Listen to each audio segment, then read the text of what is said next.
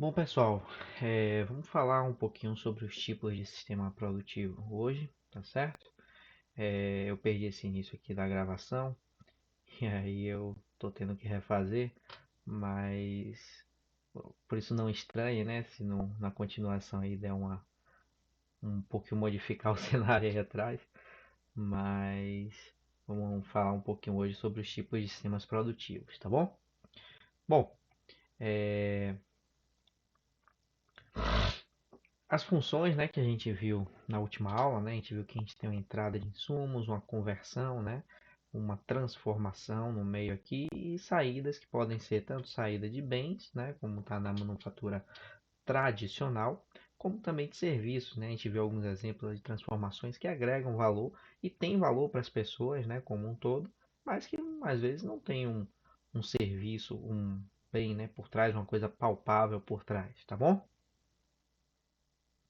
Então, a função produção, né, ela transforma insumos em bens ou serviços por meio de um ou mais processos organizados de conversão, tá certo? Aqui a gente vai estar nas próximas aulas avaliando a parte da manufatura. Se a gente vai estar avaliando a parte da manufatura, é óbvio que a gente vai estar mais interessado com a produção de bens palpáveis, tá bom? Mas a gente está dando essa introdução inicial, né, para vocês verem que tem as duas coisas e abrir mais a mente da gente, né, para o mundo que nos espera lá fora, tá bom? A produção, né, tem algumas funções, então a função consiste em todas as atividades que diretamente estão relacionadas com a produção de bens, que é o nosso eh, principal interesse aqui, voltando a relembrar, né? Ou também de serviços, tá certo? Então, na produção de bens, a gente tem as nossas manufaturas, certo? Que vai ser o nosso objeto de estudo nas próximas aulas. Construção civil, estaleiros, mineração, agropecuárias, né?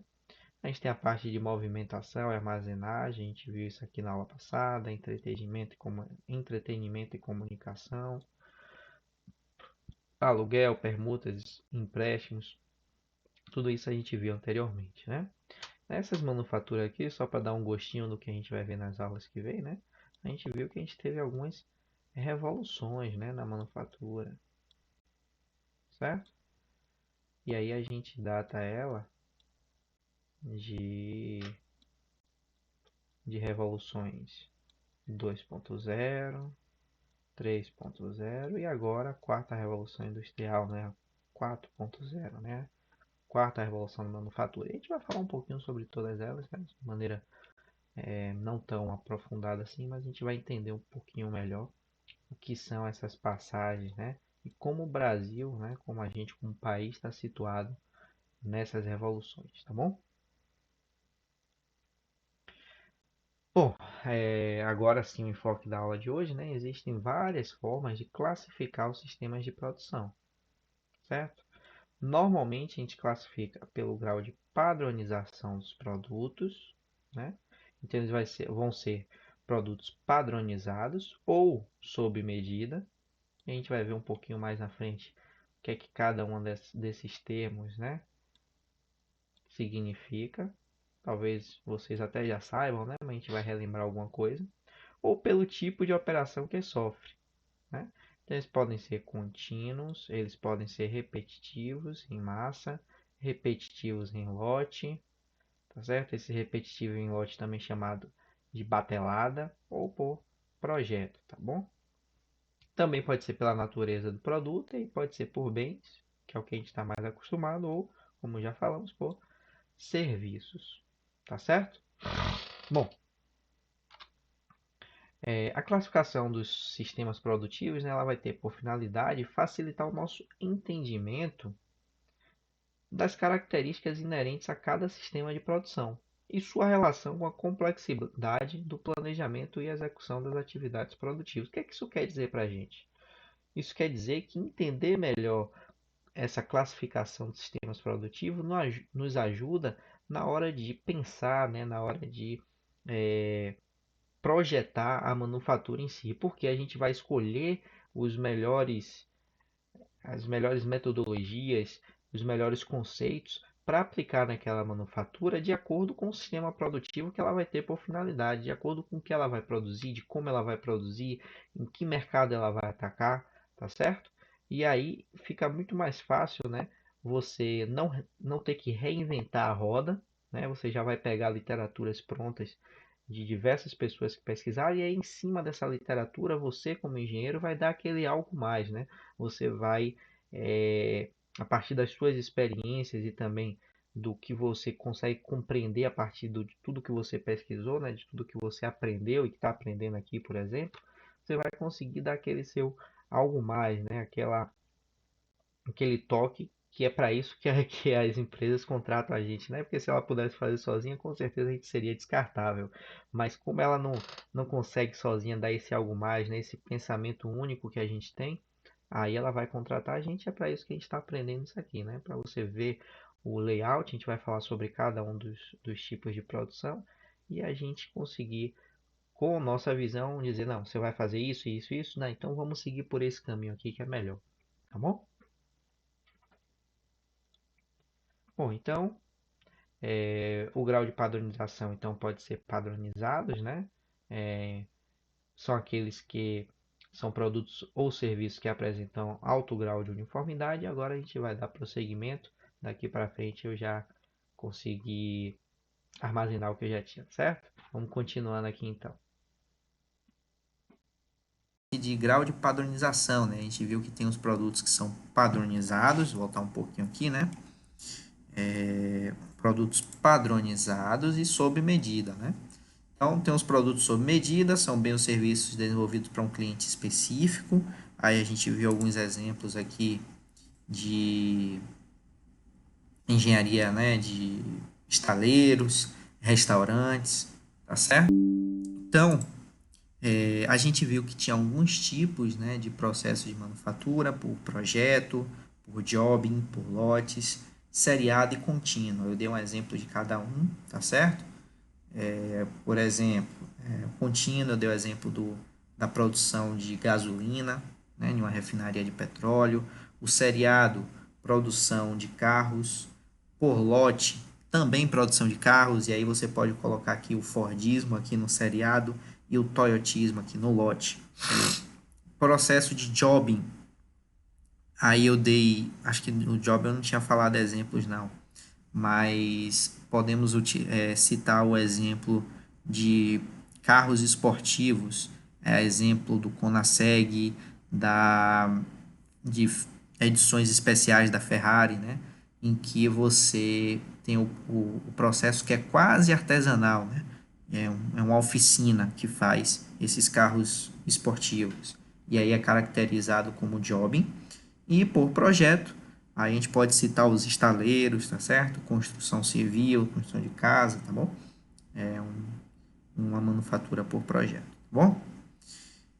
Seguindo aqui, os processos por projeto, ele tem como finalidade o atendimento de uma necessidade específica. A gente viu isso na aula passada. Então, todas as suas atividades são voltadas para essa meta final. A gente viu que o grau de exigência das ferramentas, elas necessitam ser mais flexíveis e a mão de obra mais especializada. Aí alguns exemplos: fabricação de bens como navios, aviões, usina hidrelétrica, serviço específico como agência de propaganda, escritório, enfim. Falando no processo por jobbing, e aí foi onde a gente parou, eles diferem entre si pelo tipo de atenção à necessidade do cliente. Você tem alguns recursos que vão ser compartilhados com outros serviços, e aí a gente tem alguns exemplos: ferramentarias, móveis por encomenda, alfaiates. Aí a gente tem um exemplo, né, do terno que você compra da roupa, ou do terno da roupa que você compra em uma loja tipo C&A ou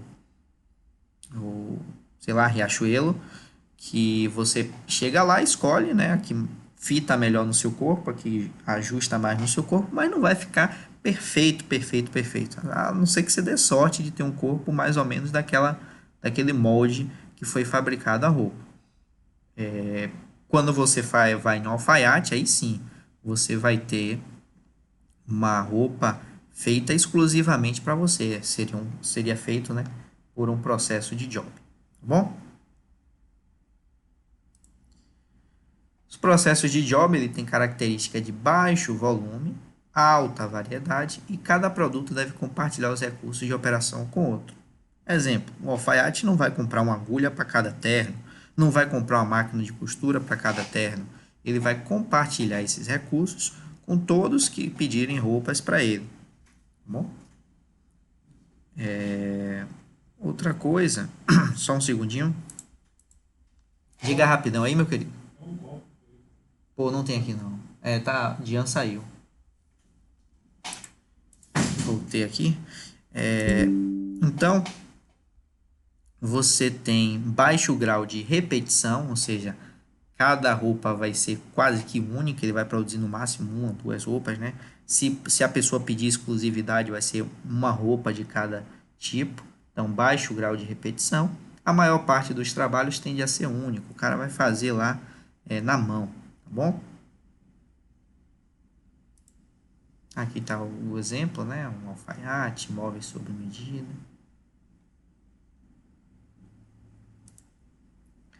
Processo de produção em lotes, também chamado de bateladas. Esses processos aí, eles vão caracterizar pela produção de um volume médio. Então, a gente já subiu, ó, já saiu. Voltando aqui. Projeto e job, baixo volume. Lote, agora a gente já está falando de volume médio. Note que a gente está avançando no nosso gráfico aqui. Bom, show. Agora. Note que a gente está avançando no nosso gráfico, aumentando o volume, tá certo? Aqui a gente já tem um volume médio.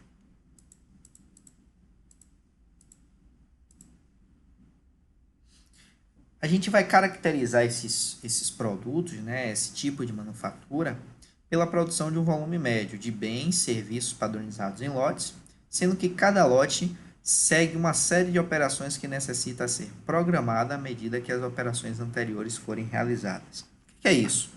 Esse tipo de produção embatelada, ele foi desenvolvido como uma saída após Segunda Guerra Mundial pelo Japão, em que ele viu que o processo em série do modelo fordista mais antigo tinha alguns problemas, tinha algumas coisas que não cabia para o modelo japonês. Por que não cabia para o modelo japonês?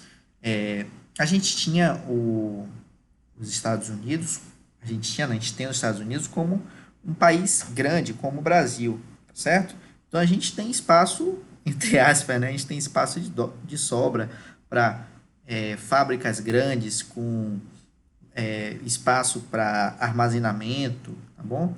Estocagem de material, estocagem de produtos finalizados, tá certo? O que não é a realidade do Japão.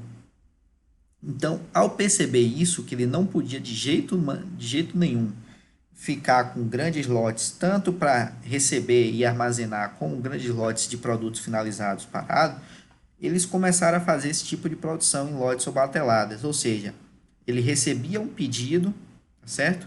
Ele fazia aquele lote de pedido, enviava na mesma hora, então não precisava ficar armazenando, então ele já fazia aquele lote programado, enviava, tá certo? E passava para o próximo lote, tá certo?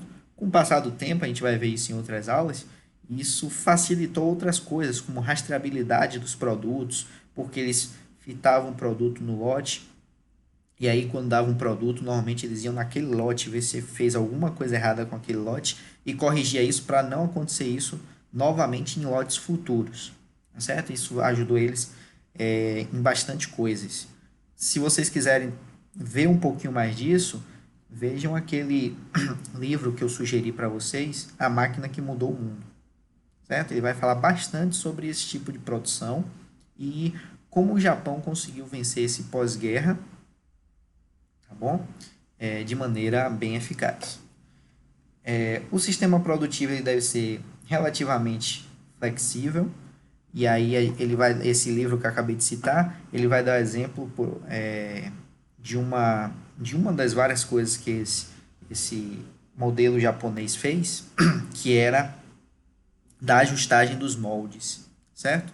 Então, aqui nos Estados Unidos, aqui não, né? Lá nos Estados Unidos, na produção em série, quando você queria mudar um modelo de porta, certo? Ou seja, por exemplo, se usava a mesma máquina de estampagem, você usava para fazer a porta da frente e para a porta do fundo, certo?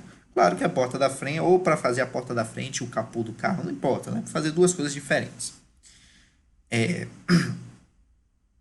Para isso, né, você tem que colocar o molde na máquina, colocar a chapa e aí ela começa a estampar. Só que essa matriz que a gente chama, né?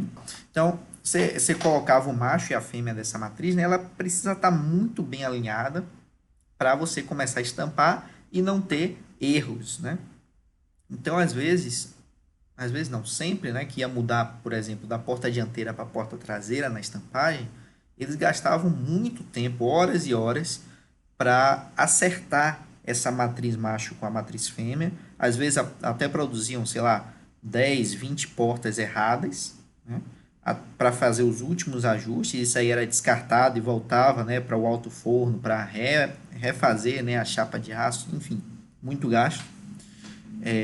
Até que ele conseguia alinhar perfeitamente e aí começava a estampar. E aí aproveitava que estava alinhado, estampava, sei lá, 2.000, 10.000, 20.000 portas, 20.000 portas dianteiras para depois fazer as portas traseiras. E isso não ajustava muito com esse tipo de produção em lote, porque eles tinham que fazer, sei lá, vamos dizer que eles faziam 200 carros no, em um lote, certo? Ou, sei lá, 1.000 carros em um lote. E aí eles tinham que passar para a porta traseira. Toda vez que eles faziam isso, eles gastavam muito tempo alinhando. Então era uma perda de produção, certo? Como nos Estados Unidos tinha muito espaço para armazenar, sei lá, 20.000 portas, né? Eles faziam essas 20.000 e perdiam, em vez de perder, eles perdiam 20 horas a cada troca, então eles perdiam 20 horas a cada 20.000 portas. No Japão, como não tinha como você armazenar essas 20.000 portas, eles tinham que fazer só as 1.000, que era para aquele lote.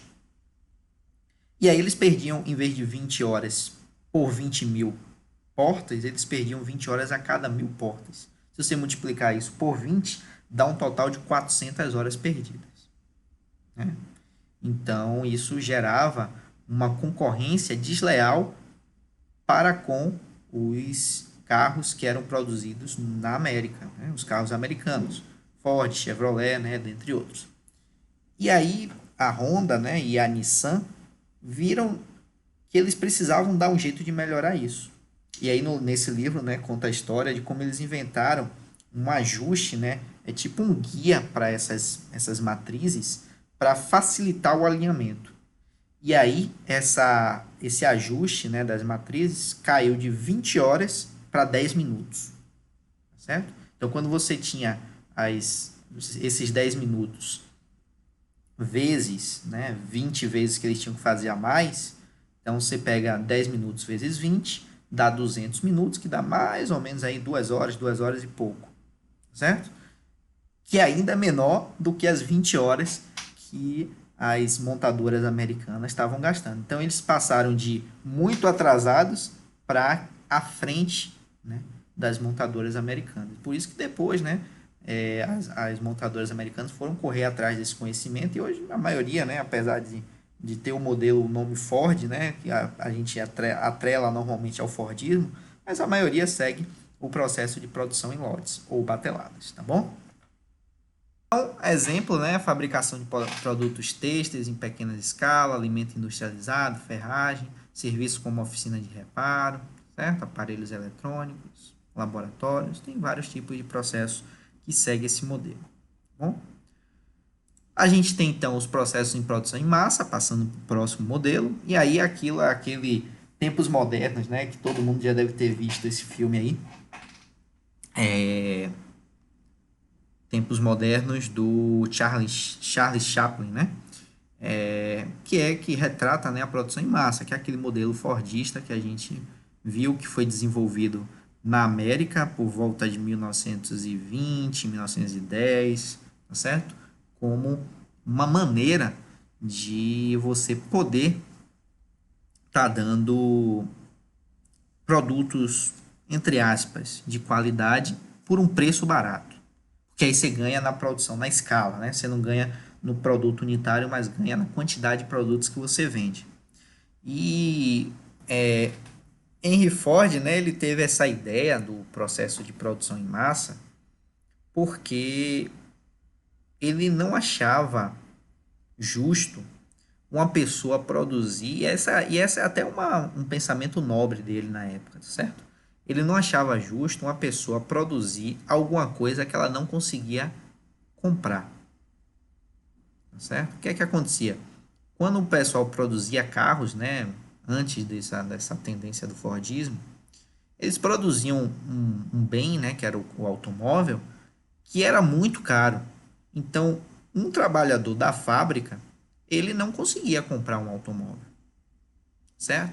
E aí Henry viu nesses trabalhadores, né, um mercado. Primeiro ele viu um mercado consumidor, obviamente, que não tem nenhum abestalhado também, né? Ele viu um mercado consumidor que não era atacado e viu uma coisa que tipo os caras faziam, tinham o maior amor e às vezes muitos, né, depois de alguns anos, começavam a não querer, não se atentar muito à qualidade dos produtos, porque eles sabiam que nunca iam ter um, certo? Então, ele começou a, a escalar esses produtos, porque ele queria, né, que os trabalhadores dele recebessem um salário que desse para comprar um Ford T na época, né, que foi o primeiro modelo que a Ford produziu, né, nessa tendência aí de produção em massa. Bom, e aí ele tinha várias coisas, né? Ele queria a produção mais rápido possível, né? Você vai ter produtos que têm uma demanda estável, certo? E que você não vai querer alteração praticamente nenhuma ao curto prazo. Você pode ter uma alteração ou outra pequena a longo prazo, tá certo? Mas alterações a curto prazo são basicamente zero.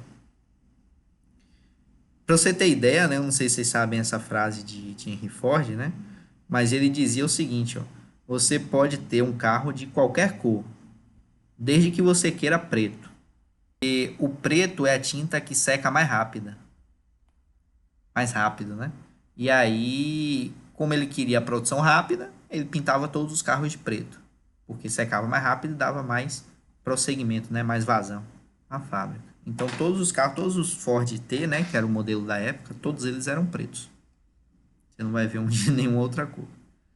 Então você vê a preocupação, né, dele com essa questão de rapidez, né, de produzir mesmo muito em massa mesmo. Tá bom? Então a demanda desses produtos vão ser estáveis, vão fazendo com que seus projetos tenham pouca alteração no curto prazo, possibilita a montagem de uma estrutura produtiva altamente especializada, tá certo? Como é altamente especializado, tudo que é muito especializado é o quê? Pouco flexível, certo? Uma ferramenta que faz uma coisa muito bem só vai fazer aquilo. Hoje em dia, inclusive, eu desconfio dessas coisas que fazem muita coisa. Você pegar sei lá, tem umas coisas que faz milhões de coisas, um celular, esses relógio smartwatch, né? Você vê um smartwatch que faz ligação e aí lê coração, lê pressão, vê sono e pega chip, vê GPS. Você vê esses relógios fazem muita coisa, é porque ele não faz bem nada. Ou ele é muito caro e aí bota caro nisso, ou ele não faz bem nada. Mas tem alguns que são mais baratos, que não faz esse monte de coisa, mas aí o que ele cumpre, né? Ele cumpre bem. Tá certo? Não sei se vocês já viram esses relógios aí que promete mundos e fundos, mas normalmente ele não cumpre o que promete, né? Ou cumpre de maneira ilusória, tá bom? Aqui tem o exemplo, né? Fabricação de automóveis, obviamente, né? Eletrodoméstico, produtos têxteis, cerâmicos, enfim. E a gente tem os processos contínuos na manufatura. São aqueles empregados quando existe uma alta uniformidade na produção e demanda de bens ou serviços. A gente vai fazer com que os produtos, os processos sejam totalmente interdependentes, favorecendo a automatização, não existindo flexibilidade no sistema. A mesma gasolina que era produzida em, sei lá, 1950, 1960, é a mesma gasolina produzida hoje. Melhoria aqui, outra ali de tecnologia, mas o processo em si é o mesmo, tá certo? Então, isso é um processo contínuo. A mesma forma que a hidrelétrica de Pedra do Cavalo gerava energia, foi quando que virou hidrelétrica? Acho que foi em 2000 e pouco, não foi em 2002, 2005, foi por aí. Mas a mesma tecnologia que usava, a mesma turbina que usava para produzir nessa época, é a mesma turbina que produz hoje. Certo? Então, são processos que não mudam. Tá bom? Então, são processos contínuos. Tá? Aqui estão os exemplos, né? Inclusive, tá vendo? Produção de energia, produção de petróleo. São produtos, como está aqui, né? Produção de bens de base. Certo? E isso não vai mudar. Dúvidas até aí, pessoal? Não, professor. Beleza. Então, esses foram os tipos de produção quando a gente pensa em manufatura, tá certo? Tem também nos serviços, né? E aí, projetar um serviço depende fundamentalmente do tipo de processo. E aí, você vai ter serviços profissionais, lojas de serviços e serviços em massa, tá certo? Vamos ver cada um deles aqui. Nos serviços profissionais, tá certo? A gente vai ter alto contato. A gente vai ter um alto contato e o processo, né, com o serviço. Vai ser os consultores, a gente, por exemplo, né? A gente faz serviços profissionais de consultoria, né? Então, a gente se enquadra nesses serviços profissionais aqui, como advogados, arquitetos, auditores, engenheiros, tá certo? E a gente vai ter também os serviços em massa. Aí você tem contato limitado, pouca customização, certo? E baseados em equipamentos orientados para o produto, certo? Por exemplo, mercado, transporte coletivo. Tá, lojas de serviço vai ter um nível de contato customizado, né? Volume de cliente, mais ou menos, é um meio termo, né? Liberdade de decisão do pessoal, aí vai ser bancos, lojas, né? Operadores de excursões, por exemplo, empresas de aluguel, escolas, certo? Aí são lojas de serviço. Finalizando aqui esse slide, tem os tipos de processo, né? O volume, a variedade. Então, quanto mais para cá, menos variedade, né? Quanto mais para lá, mais variedade. Perdão, ao contrário. Quanto mais para cá, mais variedade. Quanto mais para cá, menos variedade.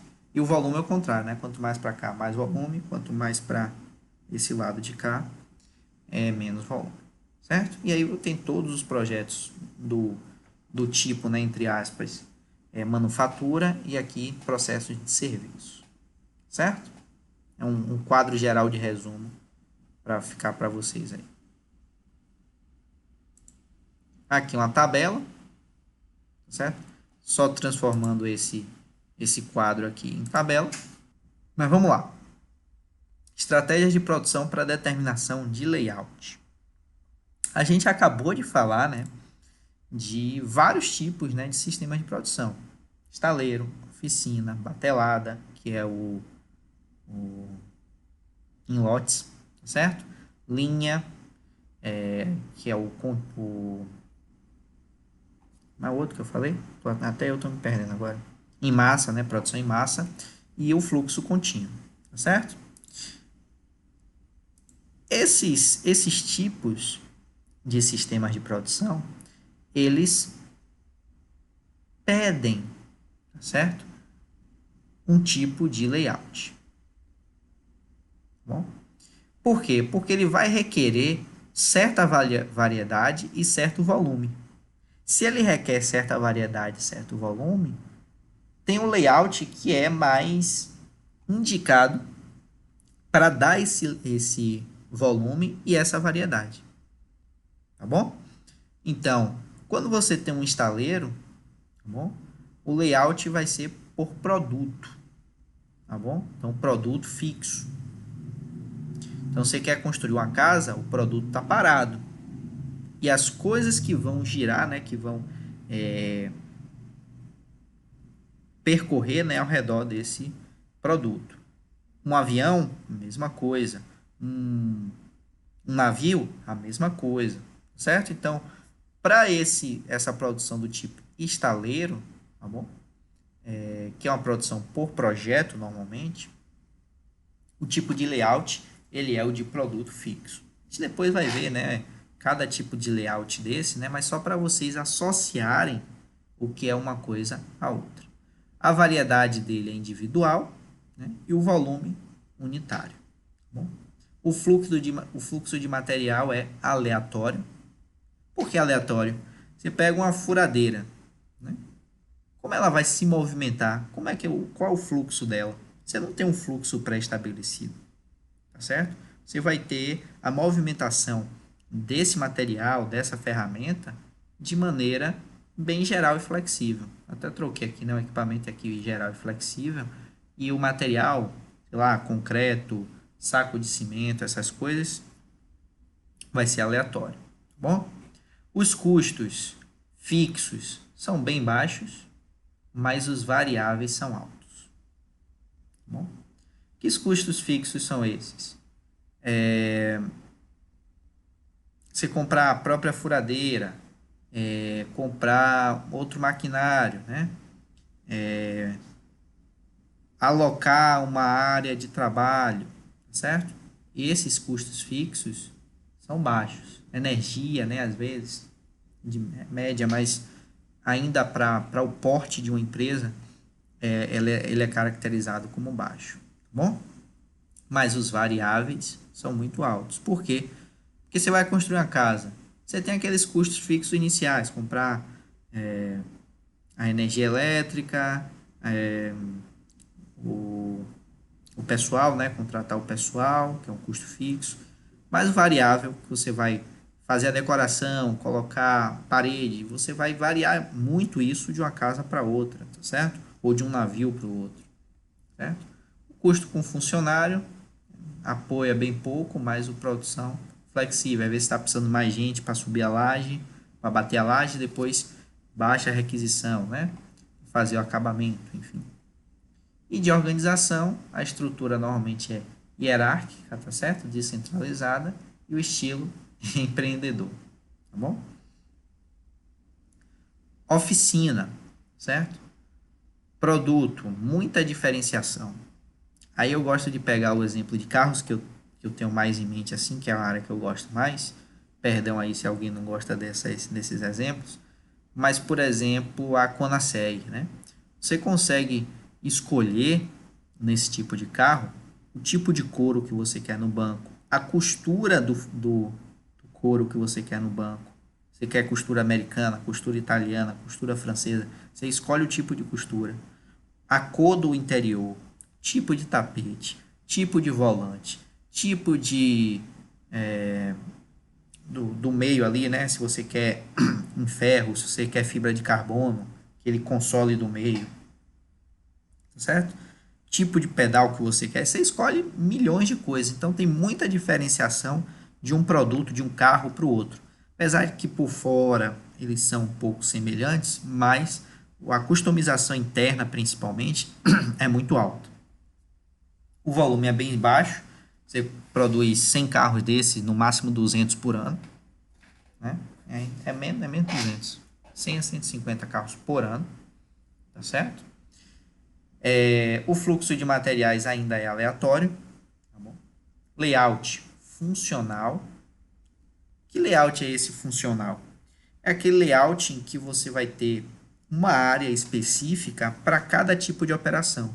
Então, primeiro o carro começa na célula, né, numa parte do galpão que faz a sintetização da fibra de carbono do cockpit. Começou ali. Aí esse cockpit pronto vai para outra área em que é colocado a estrutura interna, certo? Daí ele sai e vai para outra área que faz a customização dos bancos e tal, coloca os vidros laterais, pronto. Depois vai para outra área que coloca o motor e assim sucessivamente. Então, é funcional. Cada área, né, ela faz uma função no carro, tá bom? O uso de equipamentos também, uso geral e flexível, né? Você pode emprestar de um lado para o outro, de uma coisa para o outro. Uma furadeira pode fazer vários tipos de coisa, uma secadora pode secar vários tipos de produtos. A mesma secadora que seca o cockpit pode secar uma porta ou um capô em fibra de carbono, enfim. Os custos fixos baixos, mas os variáveis ainda continuam altos, tá certo? Funcionários de apoio são poucos, mas os de produção são altamente especializados, né? E aí, quem conhece um pouquinho da produção da Koenigsegg sabe disso. E a organização achatada, né, descentralizada, e o estilo também empreendedor, né? Você vê que a própria Koenigsegg foi criada por um empreendedor, né? Que foi lá e quis criar um novo tipo de super veículo, né? Super carro. Tranquilo até aí, pessoal? Seguindo. Batelada ou por lote, a gente ainda vai ter uma boa variedade. E aí a gente pode citar o exemplo de computadores, né, da Dell. Ele às vezes é feito por lote, né? E aí você pode escolher várias coisas, tem uma grande variabilidade, né? Você pode escolher a quantidade de armazenamento, você pode escolher a quantidade de memória RAM, você pode escolher a quantidade, o tipo de processador. Hoje em dia eles já estão produzindo tanto com Intel quanto com Ryzen, tá certo? Então você tem o Intel i7, 5 e 3, Ryzen 7, Ryzen 5, você escolhe qualquer um desses tipos de processador, memória RAM, HD, quanto você quer, se você quer mais portas, você quer o tipo de tela que você quer de 60 Hz, 144 Hz, você escolhe várias coisas, né, no produto, tá certo? E aí ele é feito por lote. Só que o volume é médio para baixo, né? Mais para baixo do que para médio, mas algumas conseguem jogar isso aqui para médio. Fluxo de materiais mais ou menos aleatório já começa a ser padronizado. Layout pode ser funcional, a depender da empresa, mas o exemplo que eu dei da Dell já é um layout celular, certo? O equipamento, uso geral com alguma especialização. Custo fixo já passa a ser moderado e o variável moderado também. Tá bom? Funcionários de apoio são poucos e os de produção também especializados. É o mesmo tipo de estrutura de organização, certo? Aí a gente chega na linha, produção em linha, né? Pode ser guiada pelo operador ou guiada pela máquina, certo? As guiadas pelo operador, tá certo? Então o operador ele fica parado na estação dele e vai movimentando. Você vai ter alguma variação, né? Volume médio, tá certo? Já começa a ter um volume médio. Fluxo de materiais regular, então você já tem um caminho praticamente estabelecido para o fluxo do material, né? Desde a entrada, desde a chegada do material, da matéria-prima na empresa, né? Na fábrica, até a saída dela, ela percorre regularmente um caminho. Pode ser que varie um pouquinho, mas é bem menos do que nas outras, certo? Layout, a gente já vai para layout em linha, né? Que é aquele, eu sempre cito o filme do Charlie Chaplin, né? Para a gente lembrar do que é produção em linha, né? O layout em linha. O equipamento já é especialidade, mas ainda possui alguma flexibilidade, certo? Custo fixo alto, certo? E os variáveis começam a ser baixos, certo? Por quê? Porque aqui para baixo você já quer trabalhar com previsibilidade, você já quer ganhar o seu lucro a médio e longo prazo, não um lucro mais imediato, né, a curto prazo. Você já quer o seu lucro médio e longo prazo. Funcionários de apoio são vários, né, e os de produção multi-especializados, tá certo? Antigamente isso aqui já passava, ainda era especializado, né? Mas agora, principalmente com a inserção, né, do pensamento toyotista, eles passaram a ser muito especializados. Organização hierárquica, tá certo? Descentralizada, também pode ter um estilo empreendedor, né, em que você não tem muita burocracia. Em linha guiada pela máquina, é padronizada pelas modificações, ou com pequenas modificações. Então, você já vai ter aqui, né, nessa linha guiada pela máquina, aquelas máquinas bem grandes que ficam paradas ali. Então, o produto já tem uma variedade bem pequena, tá certo? O volume passa a ser alto, mas ele não tem muita variedade. É aquela pasta de dente sendo produzida sempre igual, tá certo? Você pode mudar uma besteirinha aqui ou outra na fórmula, mas é muito pouco, certo? O volume já passa a ser alto, o fluxo de materiais é regular, né? Ele já chega a matéria-prima já chega no local, passa pela fábrica por por um caminho regular. Claro que pode ter uma mudança ou outra pequena, né? Mas vai ser bem repetitivo, né? Esse fluxo dos materiais. Layout, mais uma vez, em linha. Equipamento já é especializado, são aquelas máquinas que você compra por milhões de dólares e vai esperar ela se pagar ao longo de 5, 10 anos, tá certo? Custo fixo é muito alto e o custo variável é bem baixo, certo? Funcionários também vários, só que aqueles não precisam ser especializados. Por quê? Às vezes você vai aquela charge, né, do Charlie Chaplin dele apertando o parafuso sem saber o que é que vai se fazer dali para frente. Aí vocês podem pensar até assim, ó, isso ainda funciona no século XXI? Funciona. Não só funciona, como tem muitas empresas, né?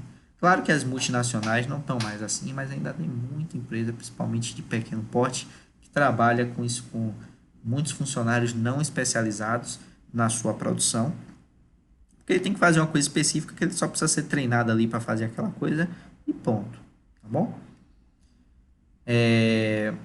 A estrutura hierárquica centralizada, né? Você vai ter o CEO, toda aquela centralização bonitinha e bem burocrática, certo?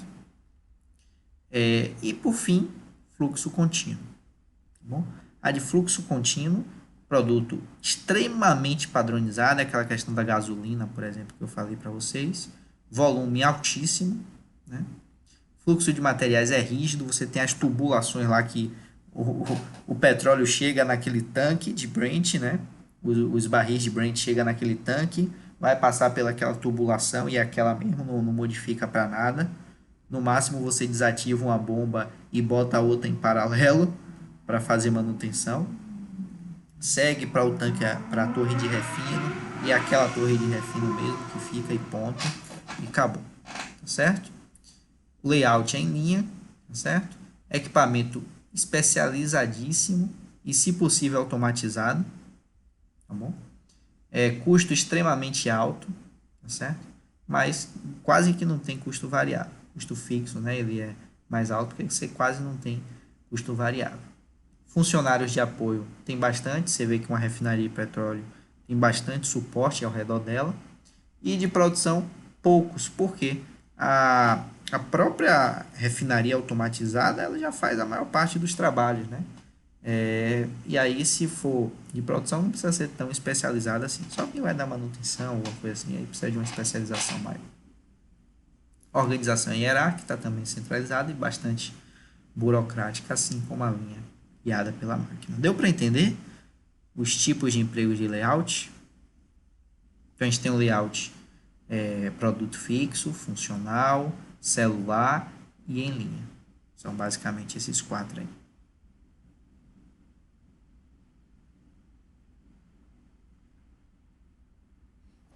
Pessoal dormiu? Beleza, então entendemos bem. Vamos seguir. Dormiu não, professor, ele tá aqui. Bom, a gente tem os subsistemas aqui, né? Então, só falando um pouquinho sobre cada um, a gente tem os colaboradores, certo? Que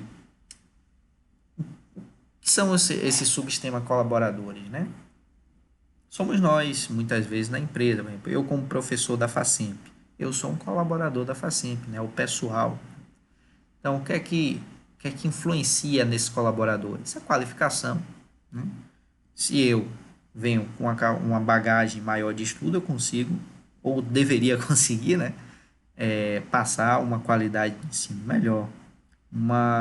A contadora da Facemp, se ela veio com a bagagem de ensino, experiência, ela vai conseguir gerir, né, a contabilidade melhor, né? A renda, treinamentos, política de evolução.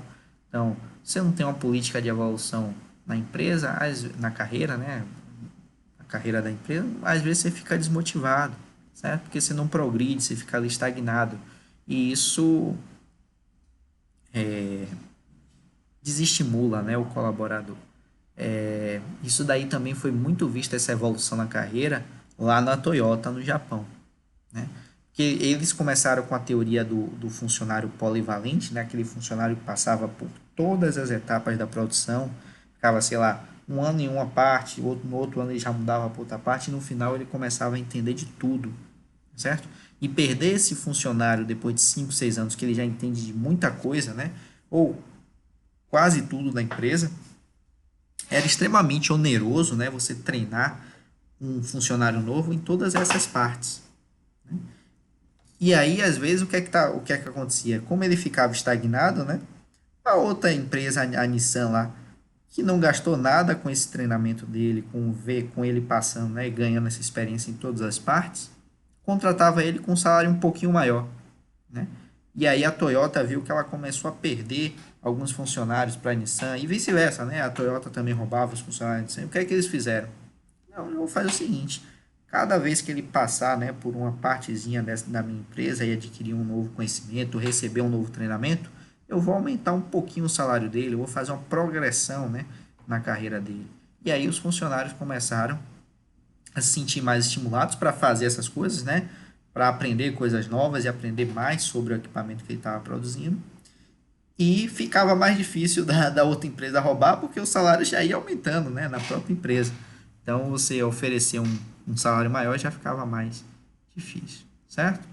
Estrutura, aqui tem as decisões que afetam, isso aqui vocês dão uma olhadinha depois, tá certo? Por exemplo, supervisão, política de demissão, nível de delegação, de responsabilidade.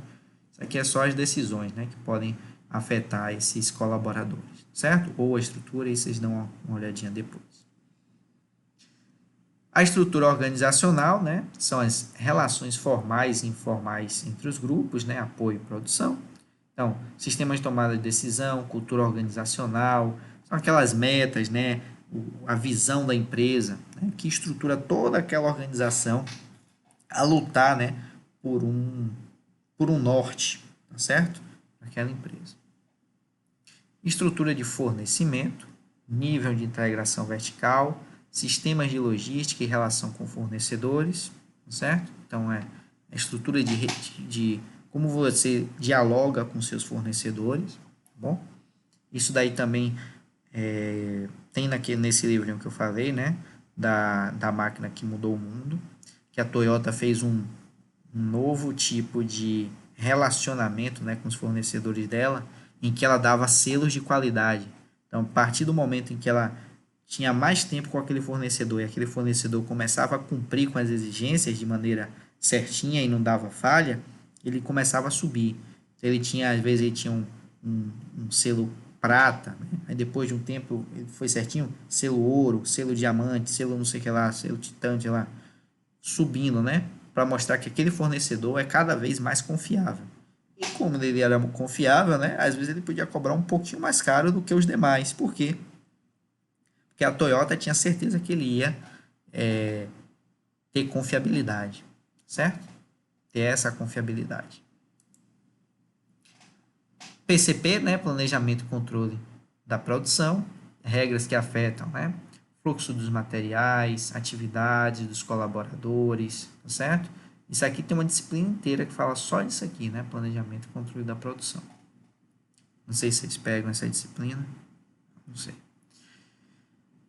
Tecnologia dos processos, tá bom? Então, natureza do processo de produção, os tipos de equipamento, grau de automação, né, integração. Aqui já entra mais no que a gente está discutindo, né? Isso aqui influencia diretamente nos layouts, né? Como você quer o seu processo de produção, quais os tipos de equipamento que você está usando, quanto de automação você está tendo, certo? Isso aqui afeta diretamente no layout, certo? E as instalações também, certo? Por fim, mas não menos importante, né? As instalações. Por quê? A localização é importante, o tamanho, o objetivo da planta, a capacidade de atualização, certo? Então, por exemplo, uma cervejaria, ela não pode ficar muito distante de um local para colher uma água de qualidade boa, certo? Porque é uma matéria-prima para ela. Se ela está distante, ela vai gastar muito mais logística e tempo e dinheiro com a captação dessa água, né? Que ela precisa aos montes. Então você vê, por exemplo, tem um ali em Camaçari, né? Que foi escolhido o local por causa de uma fonte de água mineral, certo?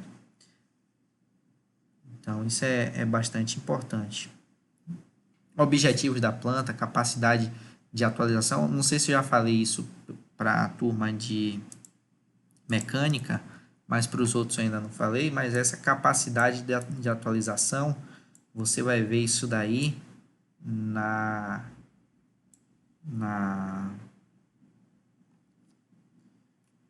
esqueci o nome do boticário ali, é centro de quê? Centro de distribuição, né? CD, né? Esqueci o nome da sigla agora. É um centro de distribuição que tem na 101 ali do boticário. Quem passar por ali vai ver a planta do boticário aqui. mesmo. Não é isso? E vai ver do lado um terreno vazio, que é deles. Isso, é deles para poder fazer futuramente Atualização. a expansão. É isso, você atualizar a sua planta se você aumentar a sua demanda, né?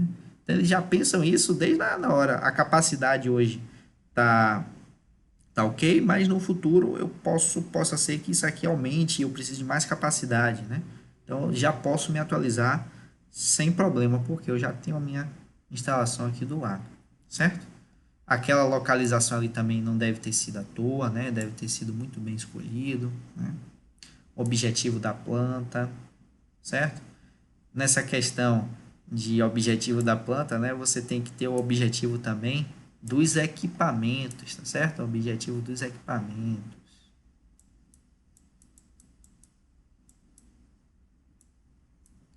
Por quê? Aí eu vou contar uma história que o cara que desenvolveu o centro da BASF ali em Lauro de Freitas sofreu. Objetivo dos equipamentos. O que é que aconteceu? O cara lá desenvolveu um equipamento que era um tanque de estocagem para um gás, tá certo? Então, tinha um tanque lá na BASF, né, para estocagem de um gás que ia era um gás com pó, né, que ia nas fraldas de diversas fabricantes de fraldas aí, né? Eles estocavam esse gás, colocavam nos cilindros e mandava para essas fabricantes de fraldas, que é aquele pozinho que quando a criança faz xixi, né, ele puxa o xixi, né, ele absorve o xixi e segura a urina, né, e segura. Só que esse tanque, né, obviamente vai ter um pouquinho de pó e ar, né, comprimido. Bom? E aí o cara que foi fazer a estrutura, né, a base para esse tanque, ele fez essa base pensando no tanque com, sei lá, mais de 70% de ar comprimido. Só que ele esqueceu que um dos objetivos do equipamento, né, para ele estar em pleno funcionamento, ele tem que passar por testes. E um desses testes é o teste hidrostático, certo? O que é que aconteceu? Ele calculou a base para ar, né, basicamente para ar, e na hora do teste tinha que colocar água, então a base não suportava. Certo? Então, pensar nessa rotina, pensar nesse layout com tudo que o equipamento vai sofrer, né, desde testes, desde manutenções, desde... Imagine você faz um tanque que precisa de uma manutenção com equipamento pesado e você não faz o caminho desse equipamento pesado até o tanque. Como é que esse equipamento que vai fazer a manutenção desse tanque vai chegar lá? Né? Ou de uma máquina, né? Qualquer. Você vai ter que ficar tirando a máquina toda hora que você for fazer a manutenção para depois colocar de volta? Será que isso é um layout inteligente? Então, tudo isso a gente tem que começar a pensar para quando a gente coloca as máquinas arrumadas em determinada posição, seja a melhor posição possível. Tá bom? E que todo o ciclo da máquina na empresa, né, todo o ciclo das máquinas, todo o ciclo das posições de tudo na empresa, seja o melhor possível também. Certo? Então, finalizando a história, né, para não esquecer de finalizar, o que é que aconteceu? Esse cara, né, esse tanque, ele teve que fazer o teste, né? Só que em vez de fazer o teste hidrostático, que é mais barato, tem menos risco, né? E gera o mesmo resultado, ele teve que fazer um teste pneumático. Então, em vez de parar a fábrica por, sei lá, 4, 5 horas para fazer o teste hidrostático, teve que parar a fábrica por 7 dias, que é o tempo de você pressurizar, ver se tem vazamento e depois despressurizar, certo? O valor do teste pneumático é, sei lá, 4, 5 vezes maior do que do teste hidrostático. Então, tudo isso aconteceu porque não foi pensado no objetivo do equipamento. Tranquilo, pessoal?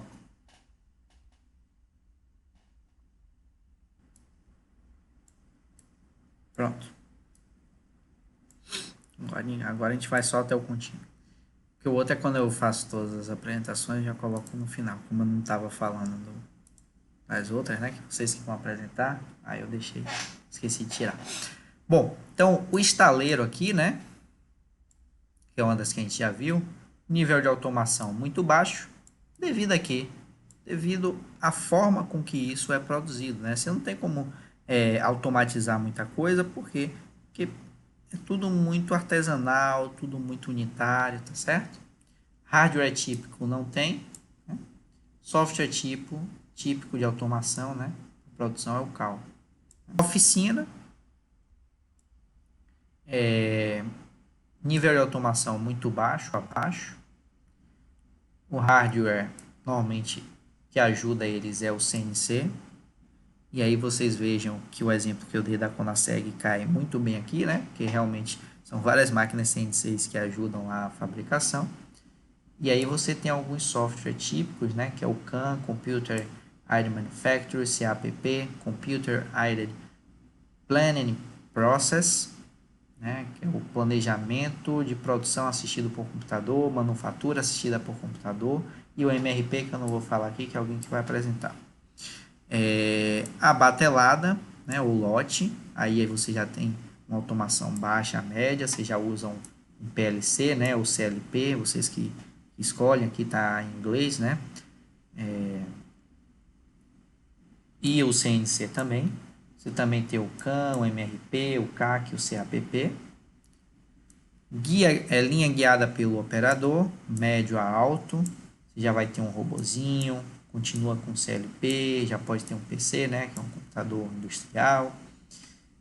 Aqui você já vai ter um CAP, né, para supervisão, Computer Aided Planning, um CAQ, um CAI, Computer Aided Engineering, e Computer Aided Quality, para simulação de qualidade e de engenharia.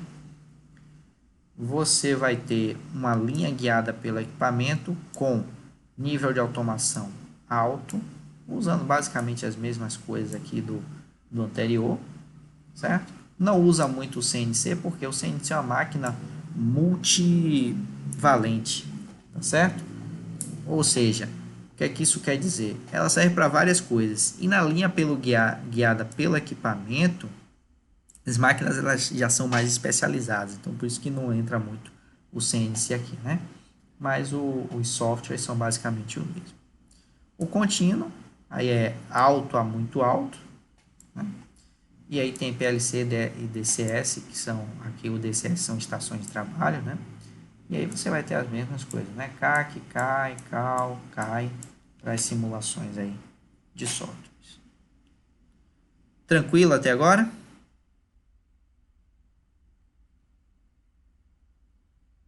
Beleza, professor. Vamos seguindo, estamos quase acabando. O enfoque, né, do planejamento, então, para a produção desses produtos, né, ele vai ter o MTS, certo? Que é o Make to Stock, o MTO, que é o Make to Order, o Assembly to Order, né, e o Engineering to Order, ou seja, aqui vai entrar meu estaleiro, né, meu estaleiro, o produto, vou botar aqui estaleiro.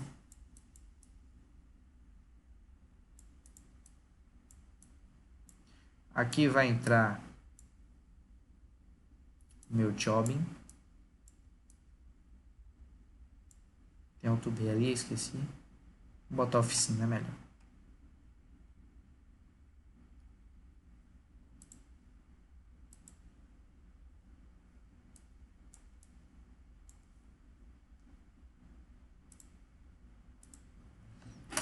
Aqui vai entrar... Eu esqueci que eu estava com minha caneta. Aqui vai entrar a minha oficina. Certo? Aqui o Make to Order. Vai entrar o meu...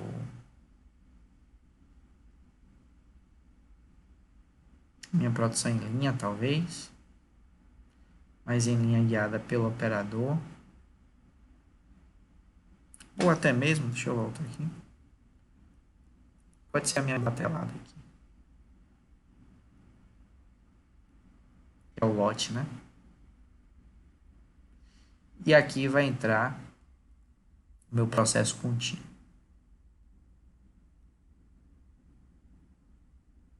Certo? Então, o que é que acontece? Falando de um para cada um, né? O Engineering to Order,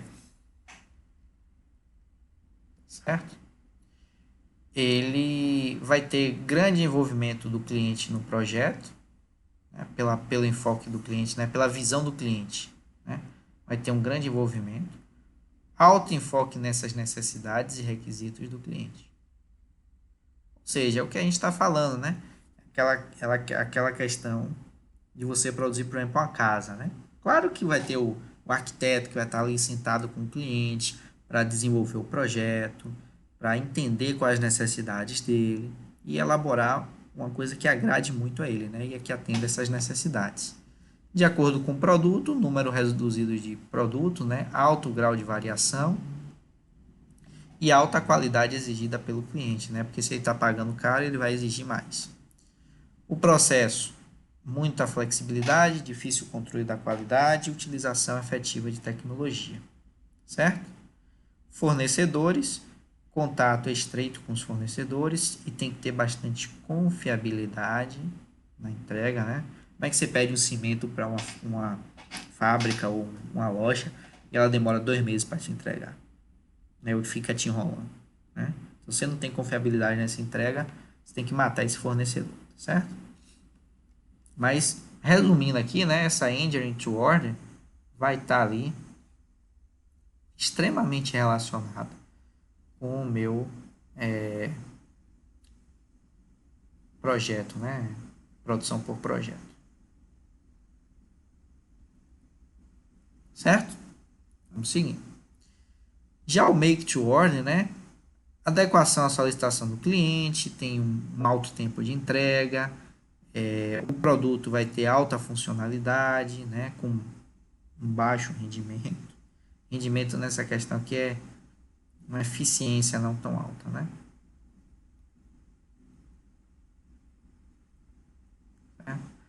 Alta variedade. O processo ainda tem flexibilidade, a gente tem um custo de fabricação ainda alto, tá certo? E baixo tempo de resposta, estreita relação com os fornecedores, né? Isso daqui é a característica clara, né, da oficina. É quando você, o nome já diz, né? Make to order, fazer quando ordenar, né? Fazer para ordenar. Então você tem que esperar o seu cliente ordenar uma demanda, né? Ordenar um pedido,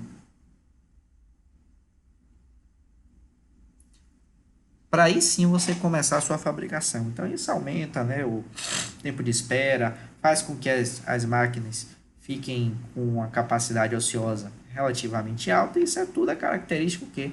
Do processo de oficina, certo? Ou job. Aí a gente vai ter o assembly to order, alta confiabilidade, baixo preço, alto volume, baixo custo, né? Todos esses parâmetros aqui combinam com o que, gente? Alguém responde aí para ver se vocês estão prestando atenção mesmo?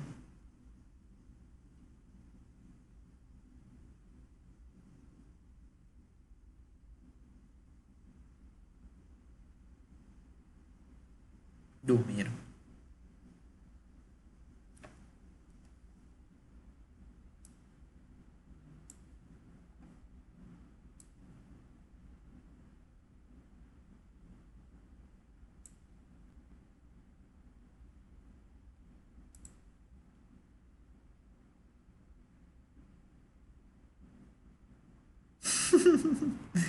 Esse assembly to order combina com que tipo de processo, Everaldo?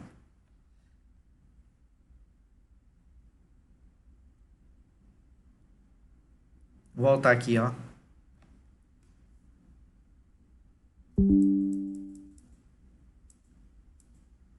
Combina com qual desses aí? Qual sistema de produção isso aqui combina? Qual essa tabela aqui? Sim.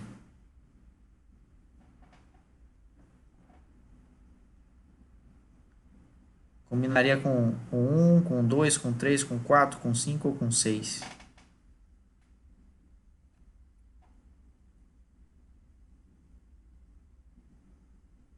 Não. Com 3, Everaldo. Uma batelada, o lote. Porque o assembly to order, né? Você faz o que? Ó, as características, né? Falei alto volume, né? O 2, que é a oficina, não tem alto volume, né? Que é médio para alto, né? Posso botar até um médio aqui. Mas não tem alto volume, né? Então isso aqui combina com a batelada. Ou lote. Porque o que é que diz o nome aqui, né? Então você monta, assembly é montar, né? Então monta para o pedido. Então você deixa algumas coisas, inclusive nesse tipo aqui, você deixa algumas coisas pré-montadas. Isso aqui é um N, viu? Pré-montadas. Por que você deixa algumas coisas pré-montadas? Porque isso facilita a sua montagem final, né? Na hora da entrega, né? Então, tipo, o computador vai montar todo na hora. Eu dei o exemplo da Dell, não foi na hora lá. Vai montar todo na hora? Não. Você já deixa uma placa montada, né? Na carcaça. E na hora só monta os acessórios, né? RAM, monta HD e monta, sei lá, a tela e entrega para o cliente, né? Já deixa algumas coisas pré-montadas, monta essas besteirinhas aqui no final e entrega para o cliente. Tá certo? Isso, perfeito, né? Então, isso dá qualidade consistente, né? Você vai ter uma qualidade mais confiável, né? E mais flexibilidade no seu processo, né? Não vai ser uma flexibilidade total, mas você consegue alguma flexibilidade. E o último, make to stock, né? Aqui eu já está falando, né? Faça para guardar, faça para estocar, né? Ou seja, é aquela produção em linha ou contínua. Por quê? Porque aqui você já O cliente, né, ele quer a pasta de dente dele, eu até dei esse exemplo, né? Ele quer a pasta de dente dele na hora que ele vai comprar. Ele não está disposto a esperar pela pasta de dente. Ele não está disposto a esperar pela gasolina. Então você tem que fazer um bocado para guardar e na hora que ele precisar, ele já disponibilizar isso, certo? Isso gera baixo custo, altos volumes, produto extremamente padronizado, tá certo? O processo aumenta a eficiência, que fica repetindo várias coisas e é aí que você ganha dinheiro. Você tem um baixo nível de defeito, porque você está fazendo toda hora a mesma coisa, então você tende, quando você conserta os defeitos, você tende a manter essa qualidade alta, tá certo? E os fornecedores vão ser menos fornecedores, também confiabilidade e qualidade consistente da matéria-prima, né? Talvez um pouco de flexibilidade para atender demandas sazonais, mas nada muito diferente disso, tá certo? Então, a gente completou aí os 4 tipos, né, de planejamento, né, de processos. E no lead time, né, no lead time geral, cadê? E aí eu acho que todo mundo sabe o que significa lead time, né? É tempo de entrega, né? Tempo de produção. O que demora mais é o ETO.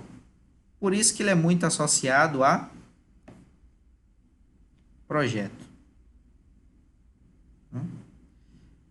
O que vai demorar menos, um pouquinho menos, é o MTO, né? Que é o Make to Order. Depois você vem demorando um pouco menos o Assembly to Order. E se você fizer aquelas pré-montagens, ou aquelas submontagens que eu falei, né? Aí você tem um lead time ainda menor. Mesmo tendo o Assembly to Order, você vai ter um tempo, né, um lead time um pouco menor se você fizer aquelas submontagens, certo? E o Make to Stock não tem lead time, né? O lead time é 0 porque o produto está pronto para ser comprado, pronto para ser entregue, tá certo? Por fim, né, uma tabelinha aí, como eu falei, né? Você pode, o estaleiro, né, o por projeto, você vai estar basicamente aqui no Engine to Order. O oficina, você vai estar basicamente aqui no Make to Order, né? O celular, né? Aqui tá até errado, né? Celular não, aqui é escrever errado. Aqui é lote. O por lote, né? Pode ser um Make to Order ou um Make to Stock, que às vezes você vai produzir o lote, mas vai estocar esse lote, né? Montadora às vezes faz isso, montadora de veículos, né? Um em linha, você vai estar basicamente aqui no Assembly to Order ou no Make to Stock. E o contínuo, né? Você vai estar basicamente no Make to Order. Aí são coisas muito... Aqui são pontos fora da curva, certo? Vou botar até um asterisco aqui, ó, que aqui são pontos fora da curva. Você tem um processo contínuo, mas de alguma coisa muito especializada, tipo... A gente produz gasolina, mas produz gasolina de aviação. Então, você tem que esperar uma ordem para gerar aquela gasolina ultra especial que é para aviação, certo? Não pensei em nenhum outro exemplo, mas se tiver outro exemplo eu cito depois em outra aula. Ou ele vai estar aqui no Make to Stock, que é o mais comum dos tipos de produção contínua, certo?